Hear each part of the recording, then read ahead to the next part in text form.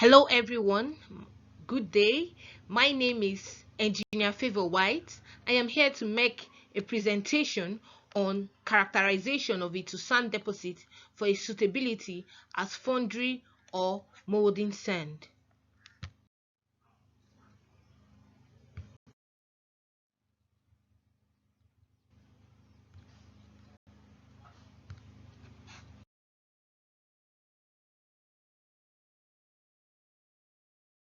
Introduction. Silica sand is one of the widely abundant minerals in Nigeria with various uses in different areas, especially in metallurgy and glass industry. Now, in the foundry, silica sand is a prominent part of molding sand, which provides the necessary refractive properties of the sand, aside other constituents like clay or bentonite, which could act as the bonding materials, and water for mixing. Now, the good news is Nigeria has abundance of silica sand, which is used in molding sand making. We have a number of deposits in different states of the country, including Akwa Ibom state. And in Akwa Ibom state, we have, deposits both in sand hills and also in rivers. But the issue is the molding sand is often important, thus posing the question of the stability of Nigerian sands for this application. Also, we discovered that this sand builds up in rivers, which could lead to loss of the river, which are sources of food for the rural dwellers or sources of means of transportation. Hence, there is need to undergo this research.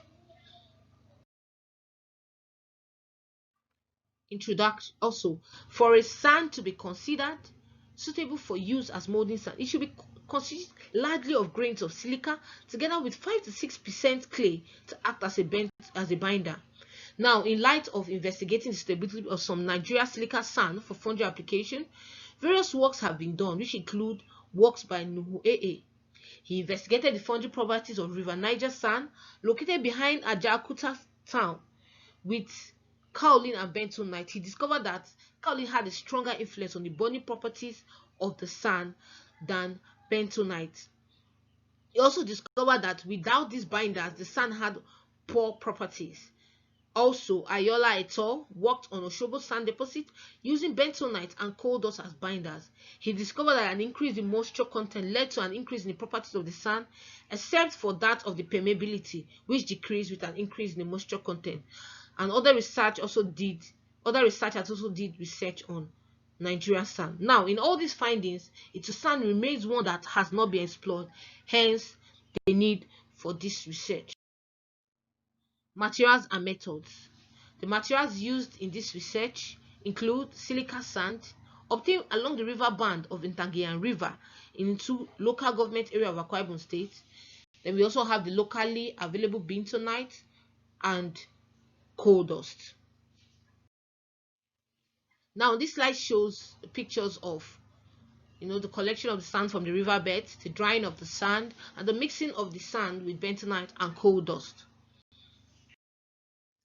The next slide shows the pictures of the test method. The first picture shows the ramming of the specimen with the standard rammer.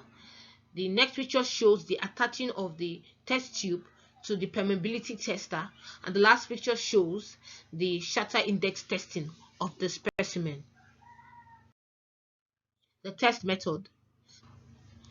Particle size analysis was done, and this involved passing about 200 grams of the dry sand through a set of sieves from the coarsest to the finest. We vibrated it for 15 minutes, and then we weighed the amount retained on each sieve. This assisted us in finding the average grain fineness, and we determined the average grain fineness from the equation showed on the slide. This slide shows the table of the BSS sieve analysis of the sand. The first column shows the mesh sizes used. The next column shows the amount of sample retained on each sieve, and the next column shows the percent retained, and we use it to get the multiplier. The multiplier was used to get the product, which later gave us the average grain fineness. The next test we did was the moisture content determination. We determined it by drying about 50 grams of the sample in the core oven at 110 degrees. After the drying, the weight of the sample was taken, and we put it into the equation as seen on the slide, and gave us the percentage moisture content. The next test we did was the green stroke dry compressive strength determination. We determined that by steadily increasing the load on the strip round specimen. You see the loads at which the specimen collapsed were recorded, and this gave us the green stroke dry compressive strength. In the case of for the dry compressive strength, we had to dry the sample first before carrying out the test. The next test we did was the shatter index determination. We had to place the specimen tube on the top of a tower which was about 1.83 meter high. We impacted the test piece and it shattered, and so the sand remaining on the was remaining in the test tube, while some was projected onto the 12.5 micrometer mesh which was below. Then we weighed the sample that remained on the sieve. We put it into the equation and it gave us the shatter index number. Also, we did the permeability determination. We determined the permeability by placing the unstripped sand test piece on a knob, and then we passed air through the test piece. When the dye was stable, we read off the permeability in mils per minute. The next test we did was the chemical analysis, and the chemical analysis helped us to determine the chemical compounds present in the sand specimen, and we followed the procedure as shown on the slide. The next test we did was the determination of the clay content.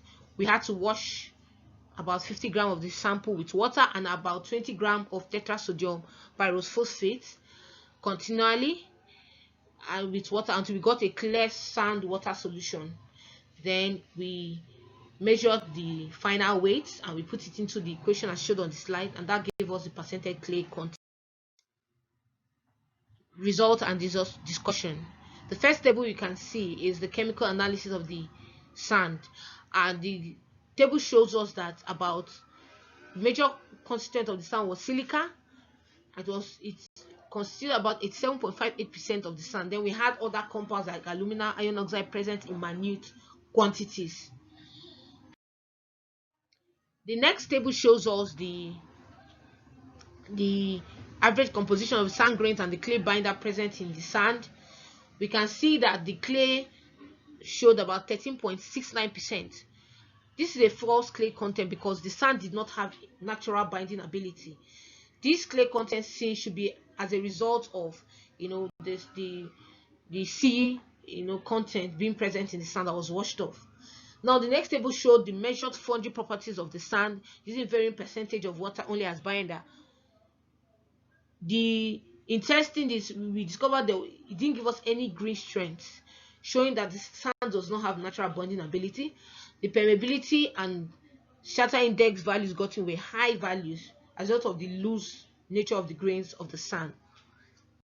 The next table seen is the table of the measured Foundry properties of the sand using varying percentage of water and coal dust with 5% of bentonite clay binder. Now, the next slide shows the graph plot of the test. The first plot is the chemical analysis of the sand, and the plot shows us that the sand constitutes majorly of silica content. Now, this is good according to Richard et al., as the high silica content enhances refractiveness and increases thermal stability of the sand. The next plot shows the particle size analysis of the sand. The plot shows us that the sand is a 5C sand. By 5C, we mean that at least 10% or above of the sand is retained on the sieve, and we can see that for the sieve number 30, 44, 60, and 85. Now, this is a good property of sand as it prevents or reduces expansion of the sand in the course of its use as a result of the distribution of the grains of the sand. The next plot shows the influence of added water on the moisture content of the sand with and without additives, and we can see a steady increase of the moisture content with the added water. Now, this is in line with the observation by Ahem and Nuhu. The next plot shows the variation of shatter index with moisture content for the sand molds with and without additives. We can see that there is a decrease in the shatter index with an increase in the moisture content. So this is contrary to the observation of Ahem and Nuhu, but we suspect that this decrease should be as a result of the fine nature or the coal dust, which enhances the bonding together of the sand grains, thereby making it more resistant to shattering. Then we also notice that in the plot, the sand molds without additives had higher shatter index values than the sand molds with additives. That tells us that there's a higher bonding properties, hence in the sand molds with additives, hence there's resistance to shattering.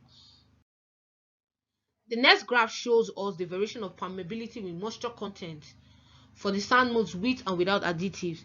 The sand molds without additive had higher permeability values because of the loose nature of the sand, while that with additives had we can see an initial increase in variable properties, but the values gotten fell within the values as cited by Diatat, as cited by Ayola et al. And these values fall within the values for casting, aluminium, brass and bronze, medium and light gray iron. The next slide shows us the variation of the dry compressive strength with the moisture content for the sand molds with and without additives. Now we can see for the sand molds without additives, we didn't have any dry strength values. But for the sand molds with additives, we can see an increase in the dry strength value with an increase in the moisture content. Now the next graph shows us the variation of the green strength with the moisture content. For the green strength of the sand without additives, we had no values, but for the sand with additives, we had a variation, not a steady variation, because there was an initial increase, then we had a decrease and an increase again.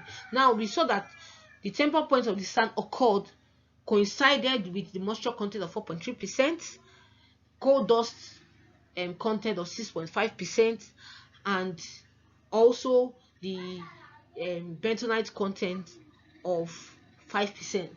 This was the point where we got optimum properties of the sand. Now, in conclusion, this study revealed that this sand is suitable for use as foundry stroke molding sand. Also, we saw that the properties of the sand, like the green stroke dry compressive strength, the shatter index, and the permeability of the molding sand, indicates good properties for casting non-ferrous metals, malleable iron and light gray iron, if correct amount are used as indicated in this work. However, the values got are not suitable for casting light and heavy steel. Also, temper point of the sand was seen to coincide with the moisture content of 4.3%, and the optimum green compressive strength at this point was 24.1 kilonewton per meter square. Therefore, in order for us to maintain adequate green compressive strength and plasticity of the molding sand, moderate percentage of water should be added. Recommendation: this work is recommended for use in preparing moldings for casting aluminium and cast iron components for possible replacement of the imported expensive synthetic sands. Now this slide shows us the references referred to in the course of this presentation. Thank you for listening. Thanks.